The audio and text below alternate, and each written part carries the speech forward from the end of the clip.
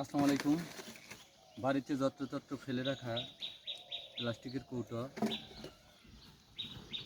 Shopping bag, কীটনাশকের পলি এবং রঙের কৌটো সহ এবং জগ, এইগুলো আবর্জনা যেখানে সেখানে ফেলে না রেখে এর ভিতর ছাদ বাগানে ফুলের টব বা অন্যান্য চারা দিতে পারেন। আদা চাষ করতে পারেন, যেমন বস্তায় আদা চাষ করা যায়, দেখতে পাচ্ছেন বস্তায় আদা চাষ করেছি। ওইরকমভাবে আমি এখন দেখাবো কীভাবে টবে কন্টেনারে এই ফুলের চারা সহ বিভিন্ন চারা দেওয়া যায়। এই টবটি প্রথমে আগে কাটতে হবে।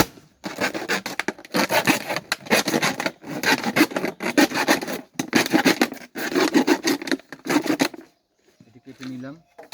কেটে নেওয়ার পর জৈব সার মিশ্রিত মাটি এভাবে ভরাট করি।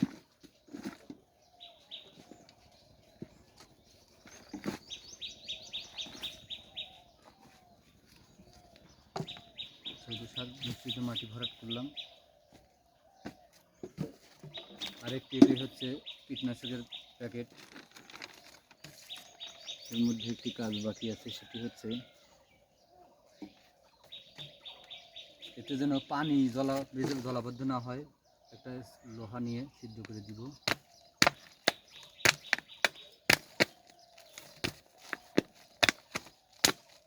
বৃষ্টির পানিতে যেন জলাবদ্ধ না হয়।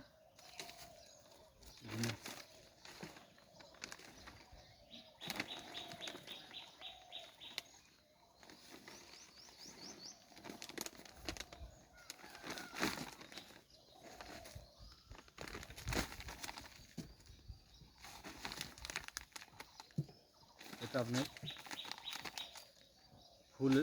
ফুলের টব হিসেবে ব্যবহার করতে পারেন।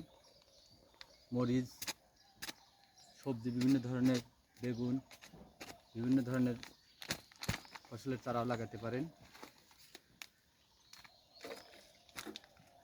আরও এরকম শপিং ব্যাগের অভাব নাই, বাড়িতে ফেলে রাখা, এর মধ্যেও লাগাতে পারেন।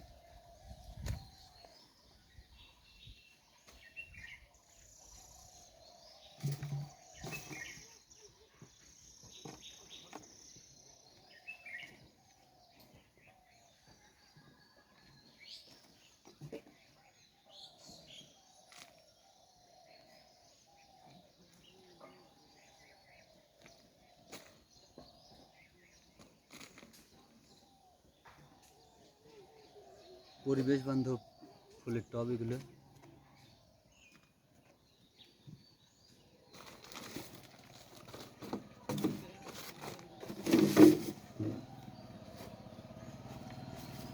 এরকম পানির বোতলও, আরসির বোতলও নিতে পারেন। দেখতে পাচ্ছেন পানির বোতলটা।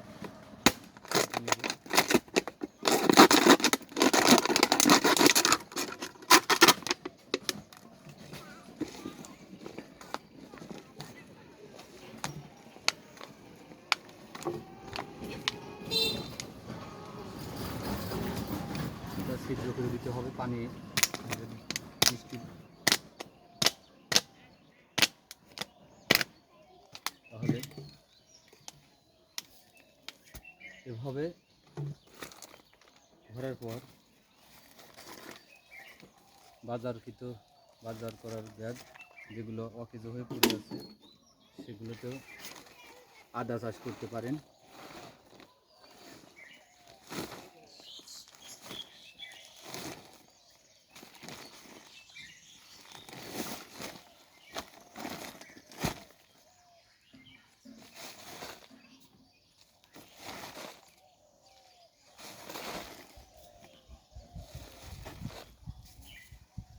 এভাবে যদি সবগুলো পরিত্যক্ত জিনিসপত্র কাজে লাগানো যায়, তাহলে প্রথম দিকে পরিবেশ ভালো থাকবে, দ্বিতীয় আপনার বিনা খরচে চাষবাস করতে পারবেন। এগুলো যেখানে সেখানে ফেলে রাখলে পানি জমে মশার ডিম ছাড়তো, সেখানে মশা জন্মাতো। আর এখন এখানে গাছ হওয়ার কারণে পরিবেশটা ভালো থাকবে। এভাবে আপনি বাড়ির যে কোনো জায়গায় ছাদের উপরে চাষবাস করতে পারেন। সবাইকে ধন্যবাদ।